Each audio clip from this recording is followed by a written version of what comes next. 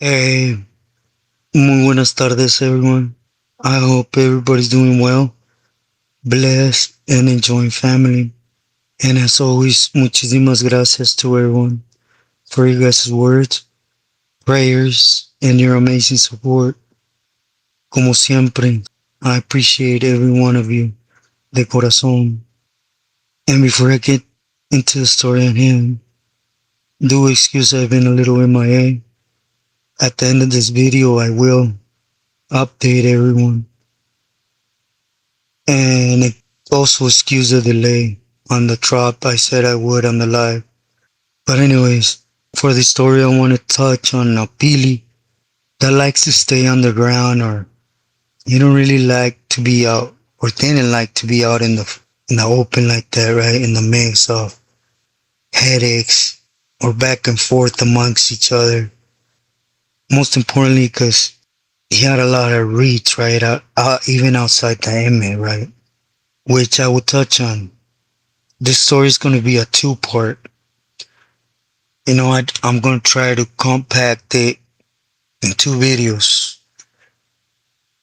At first I had thought about it, and the way I do videos, 20 minutes, I was going to do three, but you guys know me. I don't like to disrespect you guys with taking too long on things, right? But nevertheless, I want to talk about a personal good camarada of mine, right? O man, Listo, Jose Molina from Pacas, Pacoima 13.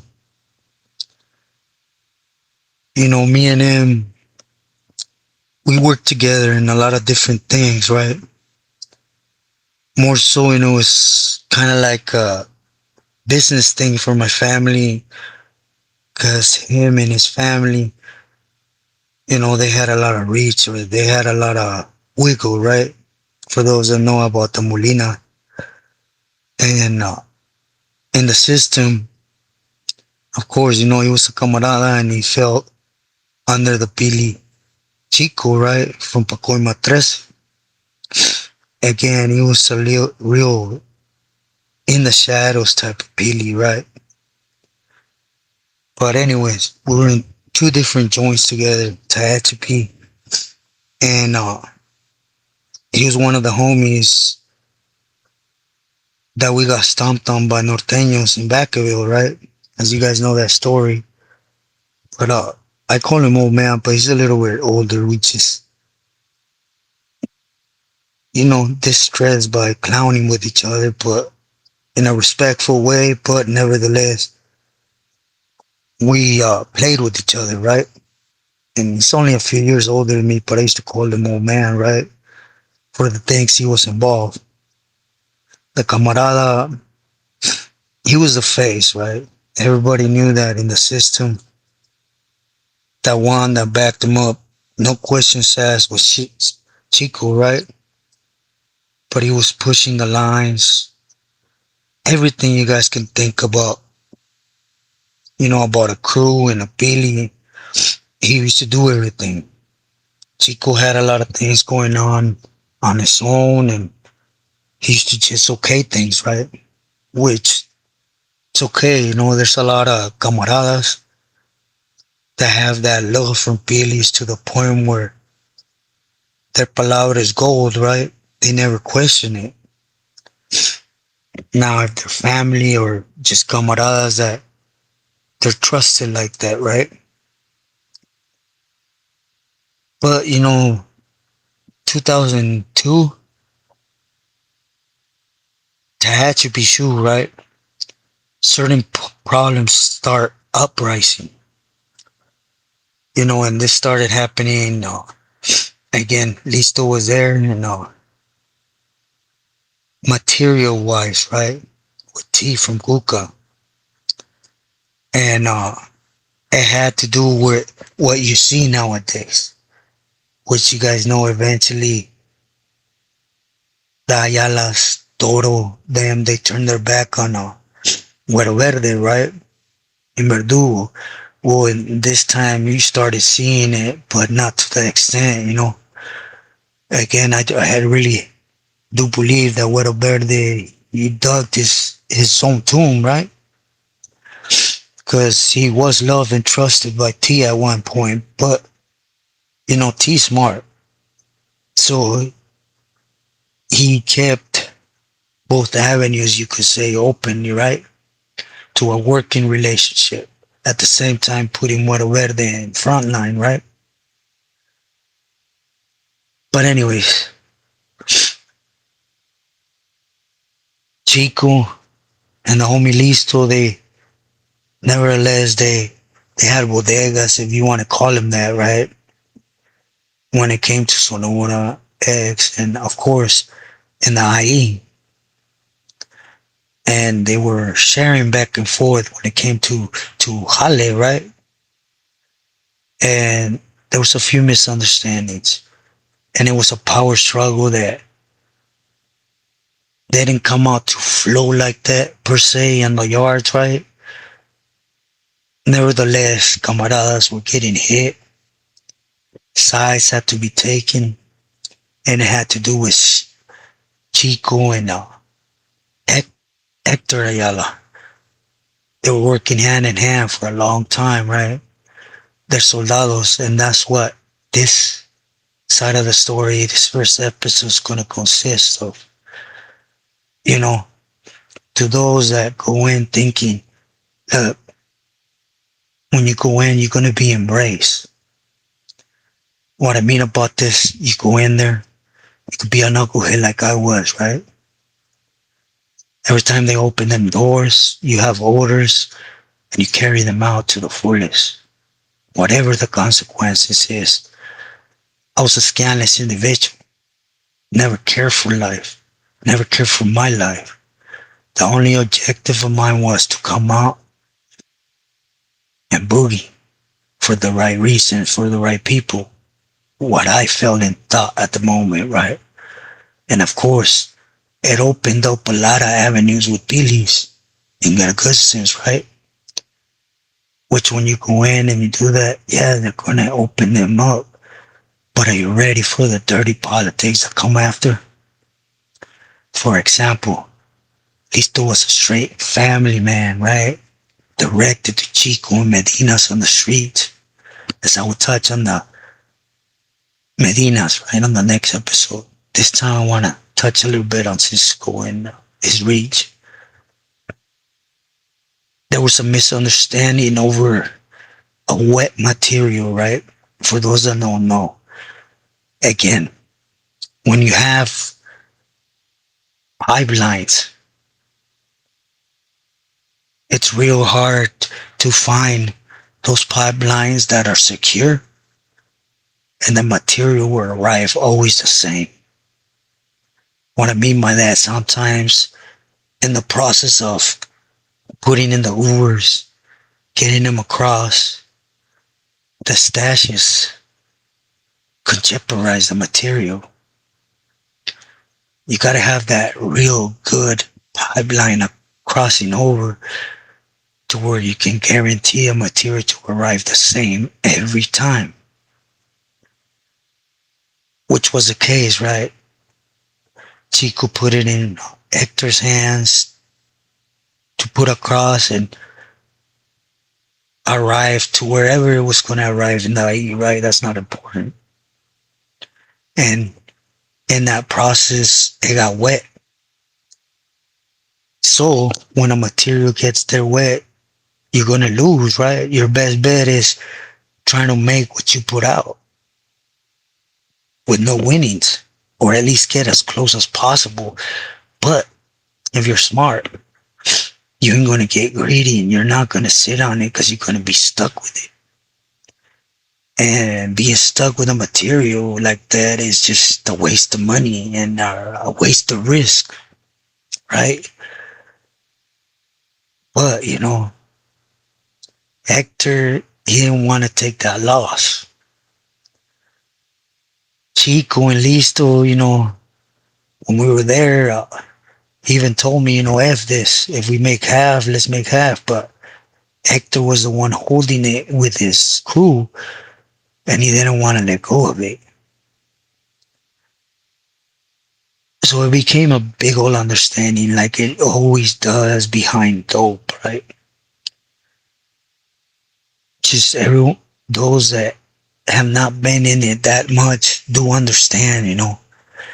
If you go in there and be a soldado, the minute you start flip flopping and moving dope for them, you're basically sealing a doom for yourself.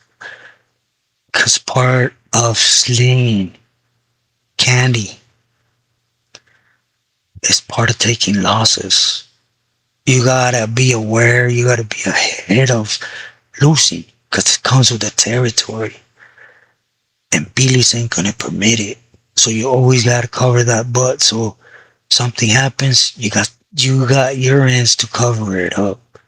Cause somebody's gonna pay for it. And it's always a camarada, believe me.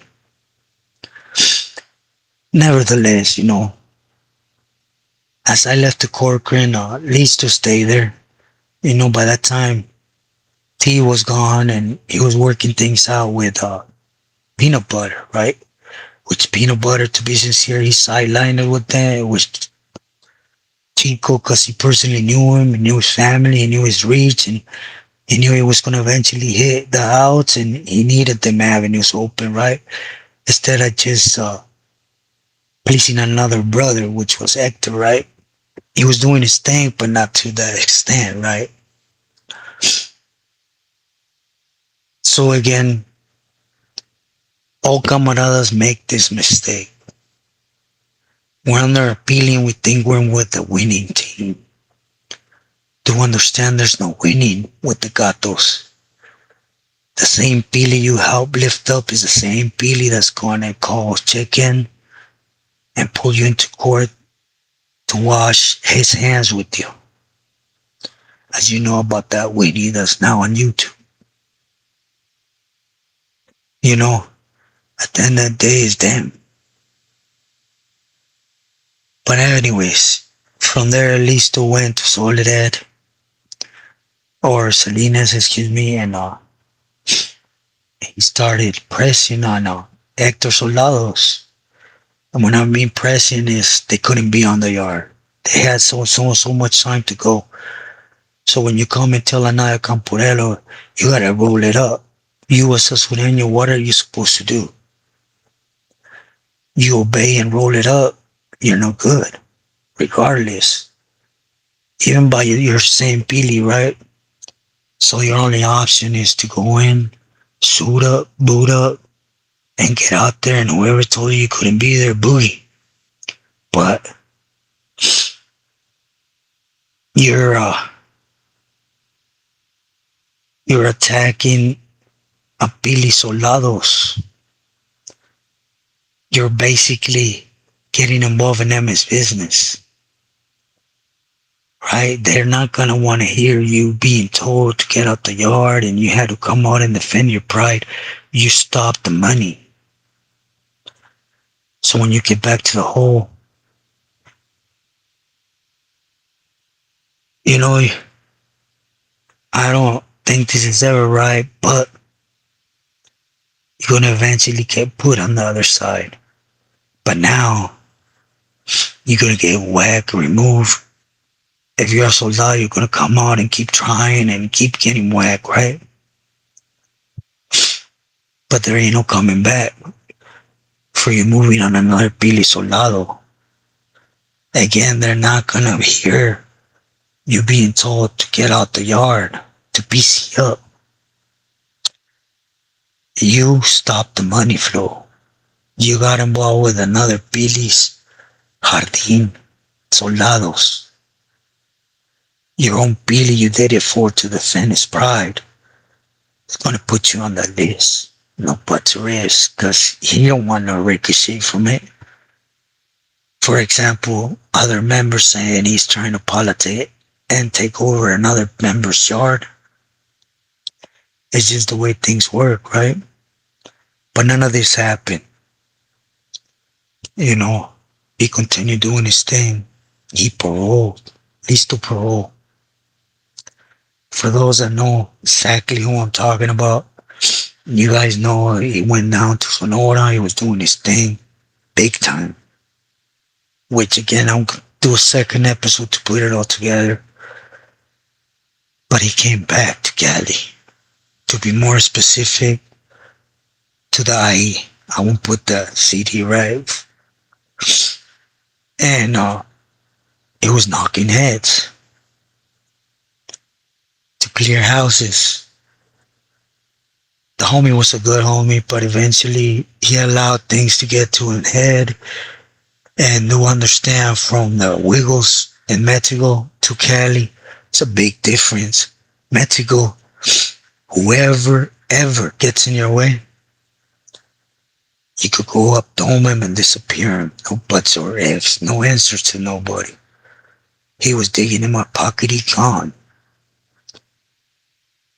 But when you get attached to the rules and regulations and come back to Cali, you guys know I don't work like that. Every camarada you move on, that's there in the movement, you're moving on a pili. There's strings attached. We answer up for actions in Cali. It's kind of like a misunderstanding, right? It's a mislit thing that they put out for homies. For example, M in Mexico, they tell you to wiggle under the rules that are set for us. And we're not going to mention them to nobody in Cali. We're supposed to maintain and take care of business as we're supposed to. You know? But they don't tell you that. I guess it's supposed to be common sense, right? In the States, you got to fall back in line. And if you're an old timer doing time, shoot time, working for Billy's, you should know how to different places, right? How to behave different. You know, it's just the cold world that sometimes you get wrapped up in it. As the homie, you know. This had to be 2005. He ended up getting caught for a couple hot ones, right? Now, I don't know if it was him or he was with another camaradas from Pacas 13, right? Last name Diaz. They cut the death penalty. And after all that work, right? 4 years since I seen him last to where he got out and was really putting money there. Doing a lot of moving from Chico, and as you guys, if whoever knows Chico knows, he will get it. If he got $1,000, it was gonna be separated in 10 different billies, right? 100 for him, 100 for 9 different ones. He was fair. He stayed away from all that greed. Nevertheless, tell me what happened with the homie Listo and Diaz. Even though he was a direct family to Chico once he landed on death row. After politicking so much on Hector's crew. He walked right into, not even Hector's hands, Ronnie's. Ronnie stayed at bay and he was a two-headed snake because even though Chico was politicking with Hector, Ronnie was still working in some angle with Chico, right? He didn't get involved in his brother's business, supposedly. But when Listo and Diaz got there, for those that know, you know, the other homie from Pacas 13, he got taken out by somebody under Ronnie's, you know, them things. Homeboy from Pacas. And Listo went out and got moved on, and now he's sitting, or was sitting on death row. But on the keep away status, which I'm sure now he's on a SNY, right? And tell me what meaning did it have him being a direct family member and doing everything for Chico? When things hit the fan with him, did Chico try to negotiate and take him out and clear him? He allowed things to play out. Because like he says, I don't like drama, I don't like politics, but Listo was doing it for you. Was keeping your name out and flew on the yards, respected. But again, don't be misled. This has no type of meaning. Remember, what you do for one always have a negative reaction with another one. Remember that. Don't be told different. Again, I'm not on here in any way, type, or form for you to go weenie out on your homeways, on the couch, on nothing. This is just an in look for you to be wise, to be put up on the things that happen so that you're able to program and go home. Do things for yourself. Don't be misled. But I will continue this on the second. I just wanted to put out how, you could go in and always do 1,000 things right for any feeling. You could always come out on top, right? But remember, everything you do inside would always follow you, will stick with you, as it did with Listo, right? He did his thing while he there when he oh, everything was okay with Chico, right? But when he hit the fence to death row, he had to answer up because it wasn't okay with them no more. So remember that. Stay smart. Do things for those that it's going to be okay for always, which is family, loyal friends. But I will continue this. I hope I made sense, everyone. And before I go real fast, everyone do excuse. I've been in the hospital since the last live. I want everybody to know, when I say I don't have no expectancy of life, it's because I don't. I could be he one moment, and the next second something triggers something in my heart or lungs, and I'm at the border of dying, as I was after the life.